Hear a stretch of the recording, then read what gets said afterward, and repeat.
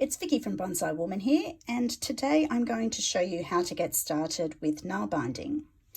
In this video, I'm going to show you how to create a starting chain that looks like this. We're going to be using the Oslo stitch, and I'm going to show you a method of beginning that I think is really the absolute easiest for beginners to get a hang of. You'll need some yarn that's ideally 100% wool, but at least 50% wool and not superwash wool. That's because in nail binding, we don't work from a continuous ball, we work from lengths of yarn. So we need to be able to join those lengths together. You'll also need a needle, but it doesn't have to be a beautiful wooden needle like this.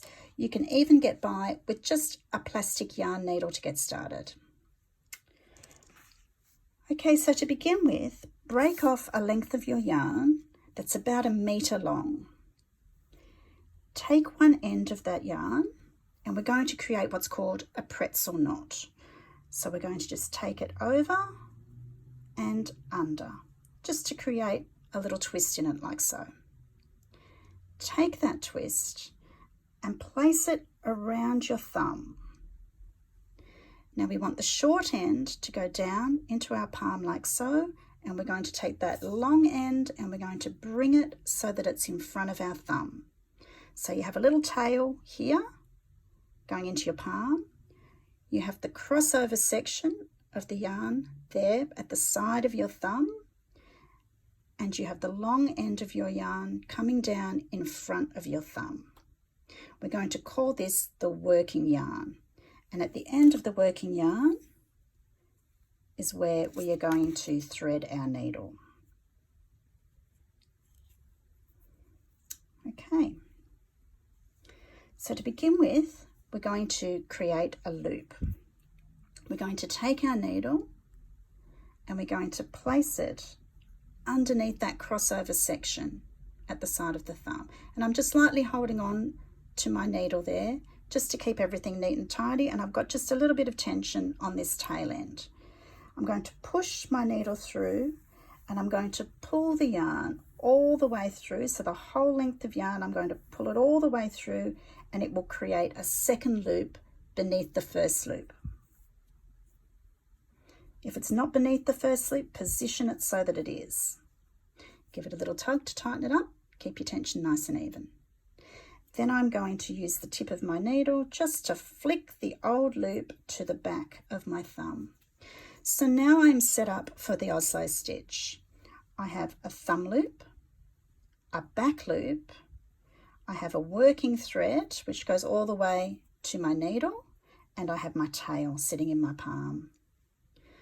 Okay, so let's begin with the Oslo stitch. We take my needle and I go from front to back through the back loop. So from front to back through the back loop. I then twist my needle and bring it under my thumb loop and under the working thread. You can just pop your finger there to keep everything neat as you pull it through. Then you're going to pull the whole length of your yarn through, all the way through, and tighten it beneath the previous thumb loop. Then you're going to move the old thumb loop to the back and it becomes the new back loop. So again, we have our back loop, our thumb loop, and our working yarn. That's stitch number 1. So we're going to do about 4 or 5 stitches. You'll find it will get a bit messy here at the back. Don't worry about that. We'll tidy that up in a minute. So again, from front, making sure you're not going into this loop now, you're going into the new loop that you just placed behind your thumb. From front to back, twist, under the thumb loop, under the working thread, and pull it all the way through. Tighten it up, move the old loop to the back, and again, through that loop, underneath, all the way through. Move this loop to the back.